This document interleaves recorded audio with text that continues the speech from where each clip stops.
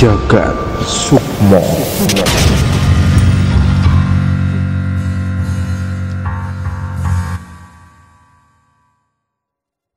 Halo warga-wargi Jagat Sukmo, kembali lagi di channel kita dalam segmen Teror Temuan Horor.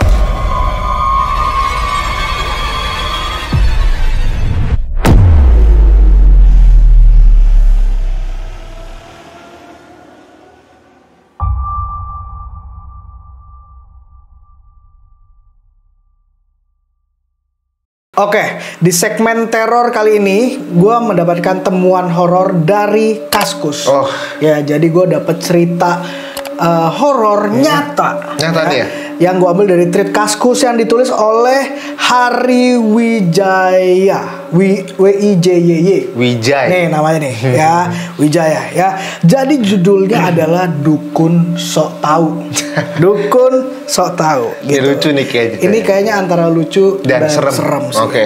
Silakan. Langsung aja ya, gue ceritain ya. Jadi suatu desa di pinggiran Jakarta itu telah dilanda ketakutan. Pasalnya ada sesosok arwah gentayangan yang sedang meneror warga. Dan cerita ini sudah menyebar dari mulut ke mulut dan menyebarkan ketakutan di mana-mana. Termasuk di kampung sebelah yang ikut resah dengan isu arwah gentayangan tersebut. Nah, beberapa di antaranya yaitu tukang beca, pedagang nasi goreng, terus pokoknya semua dari tukang pedagang-pedagang sampai warga tersebut ketakutan dan enggan untuk beraktivitas di malam hari. Oke. Karena takut disamperin arwah gentayangan tersebut. Terornya itu. Teror tersebut. Nah, bahkan ada juga rumah warga yang diketuk dan mereka akhirnya merasa tidak aman sekalipun mereka ada di dalam rumah. Wah. Karena udah di luar mereka takut disamperin, di dalam rumah diketuk. Masih diteror juga? Diteror juga sama arwah gentayangan tersebut. Nah, karena itu tuh, karena udah makin meresahkan, akhirnya para sesepuh kampung menyuruh anak-anak muda untuk memanggil paranormal atau orang yang sakti lah. Untuk apa? Untuk mengusir arwah gentayangan tersebut. Harus yang dukun yang sakti mandraguna untuk supaya istilahnya menang deh lawan arwah gentayangan gitu. Nah, akhirnya pada malam Jumat di tahun 1962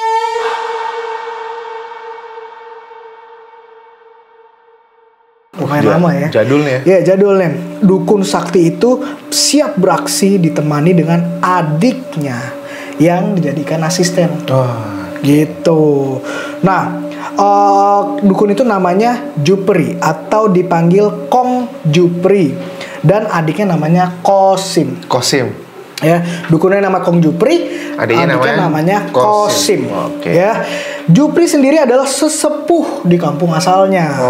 Di usianya yang sudah tidak muda lagi. Jadi udah lumayan berumur si Kong Juprinya. Senior. Jupri dikenal senang dan memiliki minat di bidang ilmu gaib dan paranormal. Jadi dia dipanggil deh. Mereka diantar beberapa warga serta Pak RT dengan obor ke tempat biasanya si arwah itu penampakan diri. Muncul ya? Muncul. Jadi diantar sama Pak RT dan beberapa warga pakai obor karena udah pasti mereka melakukan aksinya pengusiran itu di malam hari. Karena kalau siang hari arwahnya nggak gentayangan. Kelihatan. Iya, jadi dia malam-malam dianterin. Di sini nih ceritanya nih, gentayangannya biasa di sini nih kata Pak RT dan beberapa warga. Terus akhirnya tempat gentayangan itu yaitu sebuah jalan yang sepi. Kenapa? Karena nggak ada lagi yang berani lewat jalan itu. Karena sering ditampakin. Sering dimunculin sosok arwah gentayangan itu. Nah, katanya gini kata Pak RT. Nah, di situ Kong. Selain itu setan itu biasanya nongol di situ tuh Kong, kata si Pak RT. Gitu. Dan Jupri kemudian lihat jalanan itu. Nah, si Kong Jupri itu dia bilang, "Beres," katanya, "biar gua tunjukin kesaktian gue sama tuh setan." Kosim kan asistennya. "Ayo jalan kita ke sana," katanya gitu. Dengan pede dia tuh kan, karena dia berasa wah, gue ini nih sakti mandraguna nih, gue bisa nih ngelawan arwah penasaran itu. Akhirnya dia dan si Kosim, Kong Jupri dan Kosim ke tempat ke jalan tersebut, jalan yang sepi itu sambil membawa obor. Di tengah kegelapan malam, mereka terus berjalan mengikuti jalan itu, menyusuri jalan itu sepi kan, karena nggak ada orang sama sekali yang berani. Hingga para warga nggak lagi ngelihat mereka, warga yang nganterin tadi, Pak RT dan beberapa warga itu akhirnya nggak kelihatan nih, saking dia udah jalan lumayan jauh nih ceritanya. Nah, sambil melihat ke kiri, ke kanan gitu ya, yang kanan kirinya tuh ternyata pohon bambu. Gelap dan kanan kiri pohon bambu. Kebayangkan situasinya seserem apa tuh ya di situ. Nah, mereka tetap aja berjalan dengan pede kan. Beres kan kata dia tadi kan, kata si Kong Jupri, betul. Akan tapi setelah lama jalan nggak ada nih arwahnya, nggak muncul-muncul. Akhirnya ditungguin nggak muncul-muncul. Ditungguin, dicariin nggak muncul justru. Kalau nggak dicariin biasanya emang marah muncul kan. Nah, menyadari hal itu, si Kong Jupri sama si Kosim itu berhenti akhirnya, bingung. Mana katanya ada arwah nih. Dia bilang gini, mana setannya, kagak nongol-nongol. Kata si Kang Jupri gitu tuh. Terus si yang ngomong tuh Kosim tadi, mana setannya, kok nggak nongol-nongol. Terus si Kong Jupri nih bilang gini, diem lu kan tahu saban kali kita mau nangkap setan tuh setan kagak pada berani keluar, katanya gitu. Lu lupa apa abang lu sesakti ini, sesumbar gitu dia ngomong sama si Kosim. Lu lupa apa tiap kita nyari setannya kan takut sama kita, dia bilang gitu kan. Nah, terus kata si Kosim coba, ya deh bang, dia bilang gitu kan. Begini aja, kalau tuh setan kagak nongol-nongol juga, kita lapor ke warga. Bilang aja setannya kagak berani sama kita. Kayak yang udah-udah gitu. Jadi ternyata yang udah-udah dia datang nih ke tempatnya nih. Setannya kagak ada, dia bilang setannya kagak berani sama gua, kagak muncul. Padahal kagak nongol ya. Padahal setannya nggak nongolin, cuman dia bilang setannya kagak berani sama dia. Sombong banget nih emang nih Kong Jupri nih. Nah, akhirnya mereka memutuskan untuk beristirahat di bawah pohon mangga nih, yang kebetulan ada tuh di daerah situ lah. Jadi selain ada pohon bambu tadi ya, ada pohon mangga juga. Disitulah dia beristirahat dan senderan sambil nyebat.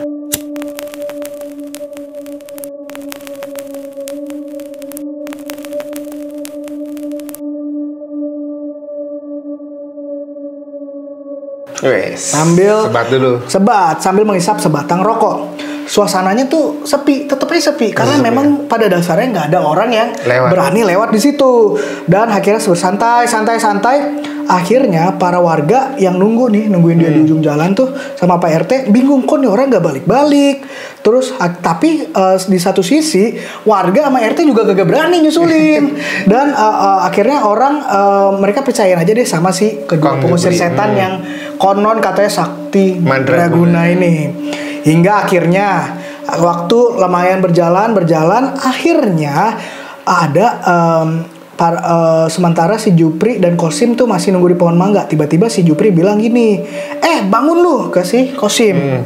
Kenapa sih bang? Kata si Kosim, ini nih nyonye, ada ini tolong lu antar ke warga deh. Jadi ternyata ada wanita nyamperin mereka. Katanya kata si Jupri bilang, ayo anterin orang nih, cewek ini, nyonya ini, kasihan dia jalan sendiri nanti ketemu setan.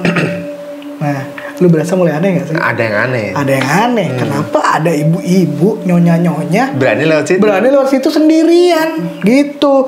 Iya bang, saya takut, kata si wanita. Iya bang, saya takut, katanya dia bilang dia kebetulan lewat di depan mereka itu. Melihat wanita tersebut, Kosim langsung berdiri dan memandang wanita itu dari ujung kaki hingga kepala. Karena dia bingung juga. Namun Kosim akhirnya manggil abangnya dan hendak menyampaikan sesuatu secara diam-diam. Karena mungkin Kosim udah curiga nih. Kan dia udah ngeliatin dari atas sampai bawah. Mungkin dia ngerasa aneh nih, ngapain nih ibu-ibu di sini kan? Terus dia bisikin abangnya, bang, jangan-jangan itu arwah yang lagi gentayangan itu, gitu. Kata si Kosim berbisik pada abangnya. Nih si Kong Jupri kemudian mengangguk dan ikut mencurigai wanita bahwa kalau wanita itu mungkin aja si arwah gentayangan itu. Karena aneh, karena curiga juga nih, ngapain ada cewek sendirian di tempat yang konon katanya angker dan gelap lagi, gitu kan. Kemudian ia mulai memperhatiin tuh, melihat wanita itu dengan seksama. Setelah berdiskusi beberapa saat di belakang pohon mangga, mereka pun keluar dan kembali menghampiri wanita itu. Ya, ditanya nih, maaf Neng, karena kita lagi nyari setan di sini, ada baiknya saya periksa kaki Neng ya. Kalau napak, berarti saya percaya nih, Neng bukan setan. Permisi ya Neng, kata Jupri yang kemudian jongkok sambil pegang sepotong kain kafan yang sudah dilubangi. Jadi ngelihatnya kayak pakai kain kafan gitu di matanya. Tapi dibolongin supaya mungkin itu memang caranya dia untuk melihat nih orang beneran goib atau bukan gitu. Ya udah bang, cepetan, buru-buru nih, kata si wanita tersebut. Nah, akhirnya Jupri pun menutup matanya dengan potongan kain kafan itu, kemudian melihat ke arah kaki wanita tersebut melalui lubang yang ada di kain kafan tersebut. Dan tahu nggak? Ternyata bener. Dari sana dia melihat bahwa wanita itu kakinya tidak menapak tanah dan melayang. Berarti bener itu orang penasarannya. Jupri pun terpaku, kaget juga dia kan, menatap kaki dari balik kain kafan tersebut. Dia menelan ludah dan keringatnya mengucur sangat deras karena tahu akhirnya, wah ini nggak bener nih, bukan manusia nih. Terus katanya si Jupri bilang gini dengan pelan, ngambang dia bilang gitu kan. Jupri kemudian berdiri dan menatap wajah wanita itu yang nggak tampak seperti setan, kayak orang biasa aja, ibu biasa aja. Iya, lebih mirip wanita pada umumnya. Jupri yang sudah setengah takut karena dia yang lihat kan, dan itu kemudian melirik Qasim dalam hatinya, ingin rasanya dia kabur gitu, dia ngelirik gitu kan. Badannya sudah berkeringat dingin dan benar-benar ketakutan.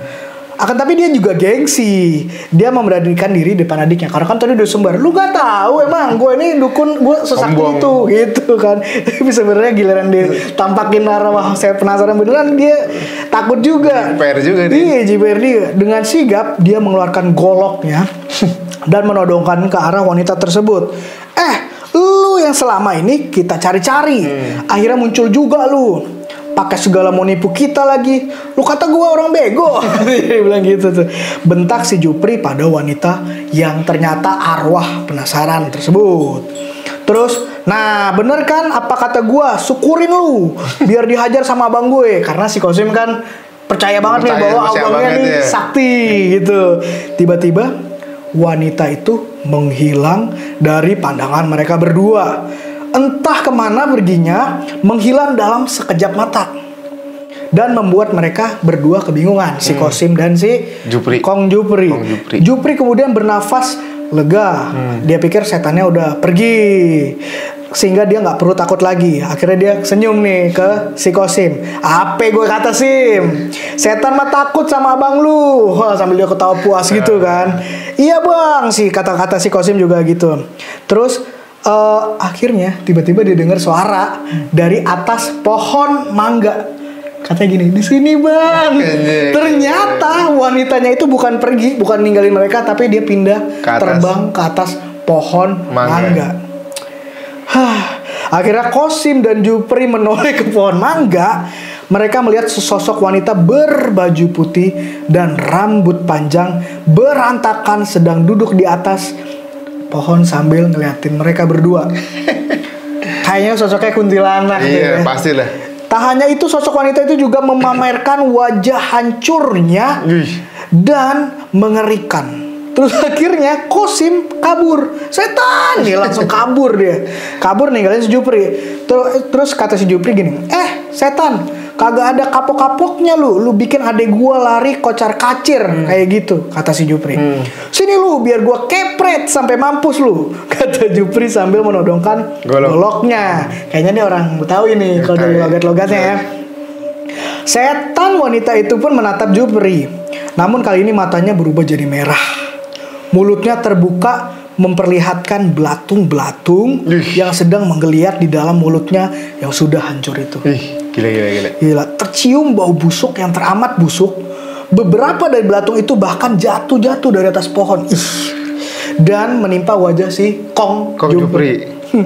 Belatung katanya. Aduh, kata si Jupri yang mulai bingung sekaligus ketakutan. Udah mulai takut ya? Iya, udah mulai takut. Ternyata ditodongin golok nggak pergi dia, malah pindah ke pohon. Ditodongin lagi malah dimuntahin belatung. Dan akhirnya nafasnya tersengal-sengal dan tak kuasa menahan rasa takutnya sendiri. Akhirnya setan itu tertawa dengan sangat keras, melengking, khas suara kuntilanak mungkin ya. Terus dia sangat nyaring hingga memekikkan telinga si Kong Jupri malam itu. Akhirnya nih si Kong Jupri yang katanya dukun sakti mandraguna lari kocar-kacir. Lari sambil teriak, "Setan, tolong, Pak RT, tolong!" gitu kata dia. Manggil warga. Iya, manggil warga, teriak. Jupri melempar goloknya dan kemudian lari karena tak kuasa menahan rasa takutnya. Jupri berlari menuju pos ronda, tempat di mana Pak RT dan para warga menunggu. Akan tapi setelah sampai di sana, ternyata warga telah kabur duluan sama si Kosim. Kan Kosim udah lari duluan kan. Dia lapor ke warga, aduh ada setan Kabur gitu. semua ya? Udah pada kabur semua. Dan ia lari semakin tak tentu sampai akhirnya si Jupri yang ketemu Pak RT. Yang sedang berjalan bawa obor dengan posisi membelakanginya. Jadi dari belakang dia lihat Pak RT bawa obor kan. Wah, tanpa pikir panjang, Jupri segera menghampiri Pak RT itu. Dengan wajah pucat dan penuh keringat karena ketakutan, Jupri pun berhenti di belakangnya Pak RT nih. Dia masih ngebelakangin nih Pak RT-nya. Setelah ngatur nafas baru ia bisa bicara. "Aduh Pak RT, tolongin saya Pak. Saya diubur-ubur sama tuh setan gentayangan Pak. Tolong Pak, anterin saya pulang Pak. Saya takut. Tuh setan tampaknya serem banget Pak. Tuh setan tampaknya serem banget Pak. Tolongin saya Pak." Terus kata Pak RT, "Serem gimana?" Sambil belum balik, sambil masih belakangin si Jupri nih. Terus baru pas dia balik, kayak gini bukan? Ternyata Pak RT-nya itu adalah jelmaan si arwah penasaran tersebut. Wanita yang mengerikan tersebut mukanya. Itu udah pindah deh. Akhirnya ampun, dosa apa gue diuber-uber setan kayak gini. Terus akhirnya dia lari ketakutan lagi, matanya sayu, akhirnya lama-lama dia pingsan. Akhirnya si kalau dukun Jupri sok tahu itu. Berarti dukun bohong. Bener, gitu. jadi selain dia nyamar jadi Pak RT, dia pun bisa berubah menjadi wujud apapun juga. Selain tadi kan wanita. Yang ngerjain di pohon mangga, terus dia bisa rubah jadi Pak RT. Keesokan paginya, warga menemukan Jupri yang tergeletak pingsan di jalan setapak. Setelah disiram air, barulah Jupri sadar setelah berhasil ditenangkan oleh Pak RT. Jupri mengaku kalau dirinya ternyata bukan dukun, melainkan hanya orang yang hobi dengan hal mistis dan hal gaib. Sedangkan dia sendiri belum punya pengalaman untuk mengatasi hal-hal seperti ini, ngusir setan, ngelawan jin. Gak pernah, dia cuma sok tahu doang. Berarti dukun sok tahu. Dukun sok tahu sesuai dengan judulnya dukun sok tahu. Gila, kira-kira gitu temuan cerita horor yang gue dapat dari Kaskus, dari Treat Bang Henry WIJYY. Oke, guys, kalau kalian juga punya cerita-cerita horor, bisa langsung aja DM kita di Instagram ini, atau email kita juga di sini, atau boleh juga kalian kirimin di kolom komen di bawah ini. Kita tunggu teman-teman. Kita tunggu ya. Sampai ketemu di video selanjutnya. Dan bye-bye.